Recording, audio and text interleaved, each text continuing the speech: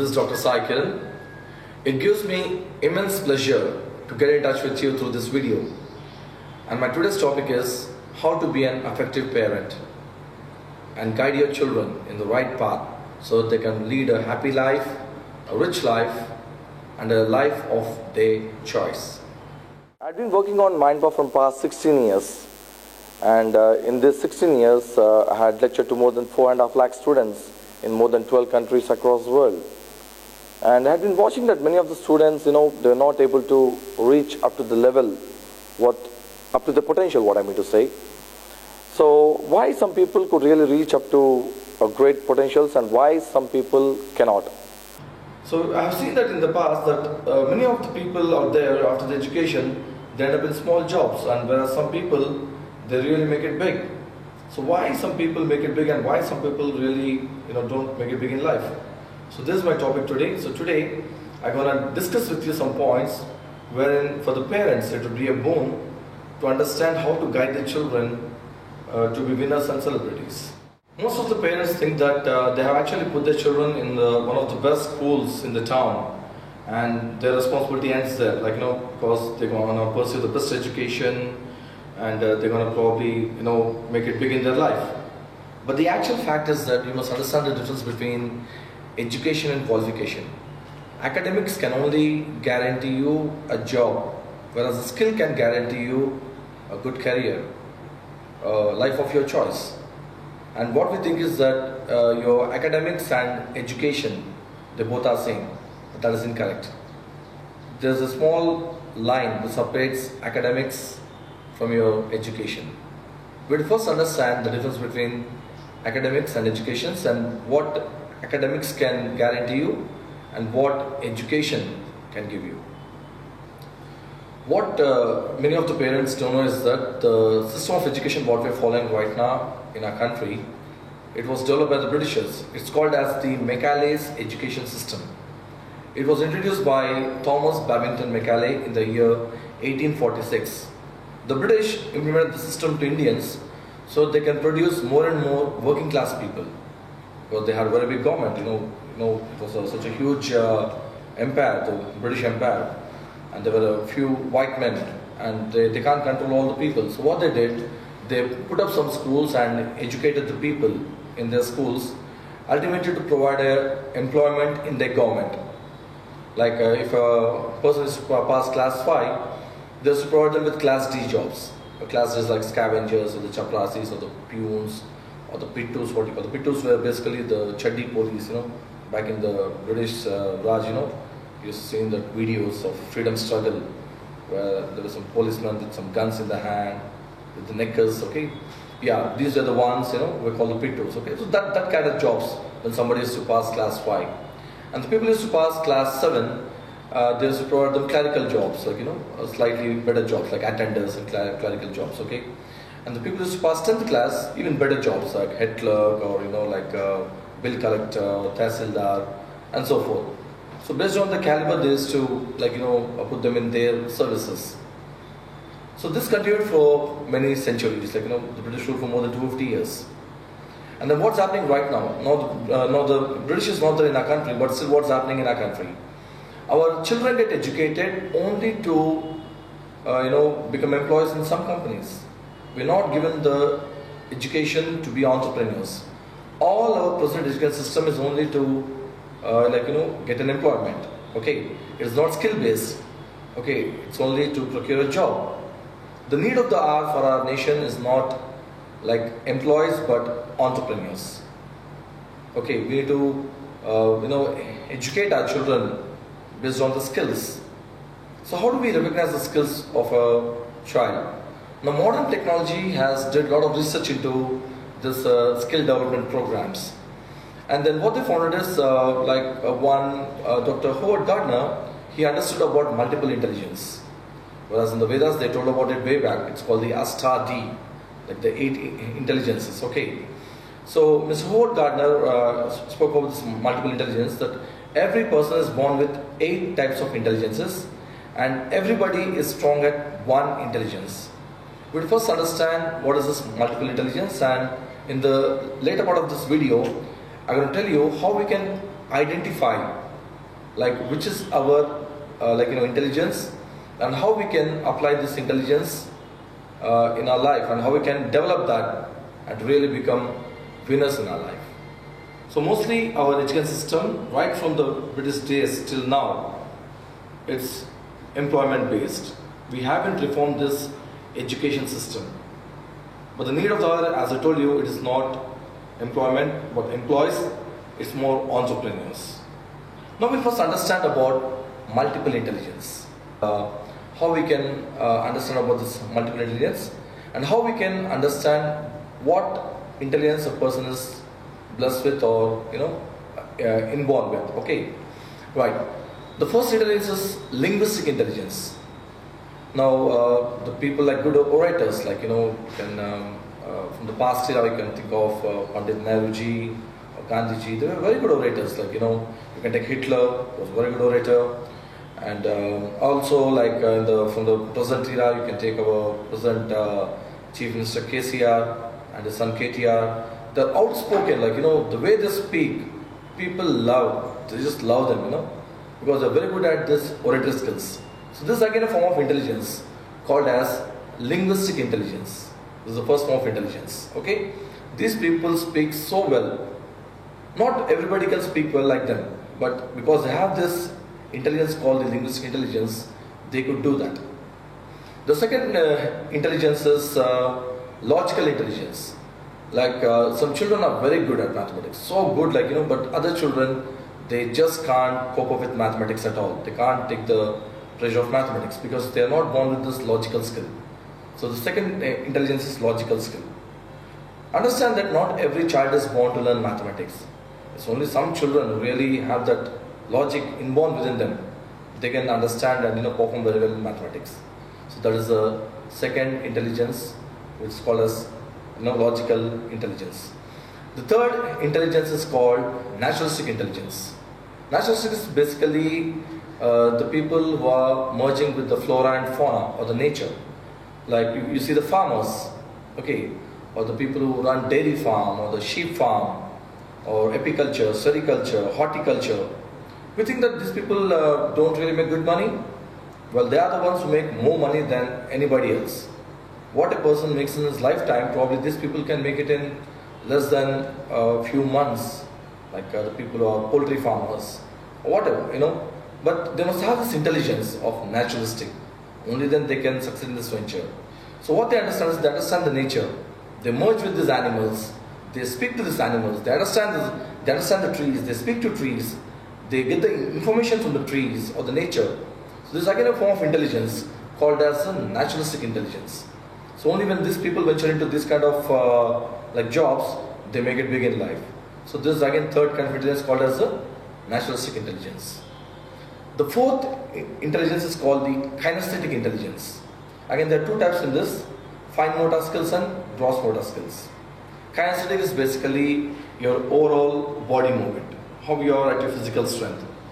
People like Sachin Tendulkar are a very good example for this kinesthetic skill. They are the ones who made big in sports. Not everybody can make it big in sports.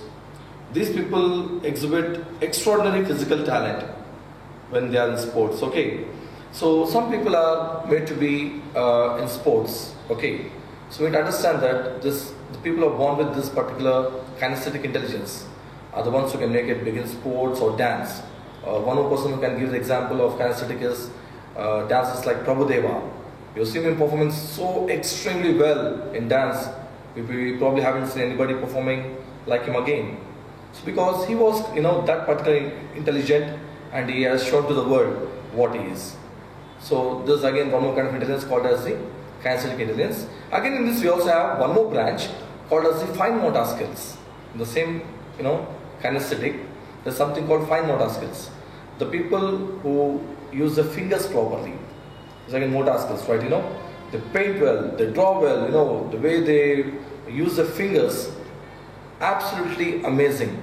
When they do the pottery or weaving, they're so outstanding in that, because they have this inborn skill as kinesthetic fine motor skills. Of course, this again comes out of the same kinesthetic, skills only. Okay, and the next intelligence is musical intelligence, And you know that not everybody is born good musician. We enjoy music, but we just can't really create music. So examples of good musicians are like A.R. Rahman and Devishi Prasad, Anu Malik, Bappi Lahiri, to name a few. Like, you know, they produce such amazing music that people love them for their music. Okay, so when you take the Westerners, you have seen so many rock bands like Michael Jackson, Westlife, Bon Jovi, like, you know, and to go on, you know, to go on like that, you know. So they have this musical intelligence, you know. Their mind is so well organized in music. Okay, they have this musical intelligence. They create beautiful songs, and not everybody can do that. So we understand there's one more intelligence called as this musical intelligence. This is the sixth intelligence. Okay. Now let's come to the seventh intelligence called as the interpersonal skills. Interpersonal skills is basically the ability how you move in the society, how you get along with the people. Even this is a form of intelligence. See, the person with good interpersonal skills, you put him in a room where there are some hundreds of people, and this person doesn't know even a single person in that room. Put him in that particular room, he goes into that room and makes friends like that. He goes and communicates very well with them. He tries to exhibit his skill there, and tries to, like, you know, network with them. Okay, so this is again a kind of intelligence called as the interpersonal skill. Okay, which is also called as people smart. Okay, and finally we have this intrapersonal intelligence. In fact, this is the highest form of intelligence. No, these are the people who are having the self-intelligence. They know very well about themselves. What are the weaknesses? What are the strong points? What are the weak points? Okay, and they are the ones, you know, we call them as healers or the mentors. Okay, so this is again one more kind of intelligence. The people who know about themselves correctly. It's again a form of intelligence called as the intrapersonal skill. Okay, so these are basically the 8 types of intelligences what a person will possess in his mind. Now, since you understood about this multiple intelligence, now let me tell you the way how you can identify what is your child's ultimate intelligence. Now, there's a test called Dermatogliffics test. We call it as DMIT test. In this DMIT test, what we do is we scan the fingers of the children. These fingers are nothing but they're talking about your neuron patterns in the brain. So the finger ridges will actually speak about the way how the neurons are set in your brain. So we have 5 fingers and there are 5 lobes in the brain. So this actually speak about how many neurons are set in which part of the lobe. And with this, DMIT analyst will understand that your child is made to be good at what intelligence. Okay, so this report gives you complete understanding about your brain.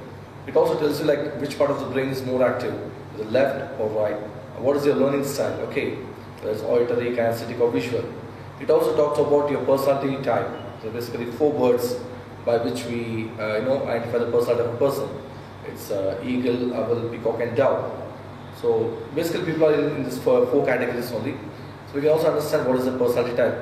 Because we can also understand their quotients. So basically 5 quotients. It's IQ, it's BQ, it's AQ, it's CQ. Okay. So what are the 5 quotients? In which quotient your child is good at? Even we can also understand that also. So there's so many things what you can understand about your kid through this DMIT test. Okay.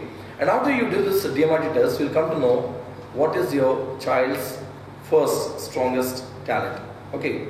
Now after you know this talent, what you got to do? As a good parent, what you got to do is you got to put your child in that particular field, that particular skill. Okay. Let me tell you some small examples about the people who have gone to this kind of training and made it big in history. Like Sachin Tendulkar. I can talk about Sachin Tendulkar. You know about him. He's called as God of Cricket. At the age of 40, he is Bharat Ratna. So their parents could understand his skill. They understood that Sachin is good at physical strength, kinesthetic skill. So what the parents did? They put Sachin in cricket, and then he exhibited extraordinary skills in playing cricket, and the rest is history. right? The same way with A.R. Rahman. So at a very small age, he could understand that he is good at playing the keyboard, and then you understand, what is it today? He's Oscar winner from India, right? And you have seen that they all entered the field not at the age of 30 or 40. They were able to reach that top levels at the age of 16. If you all know that Sachin, when he played for India, he was only 16 years old.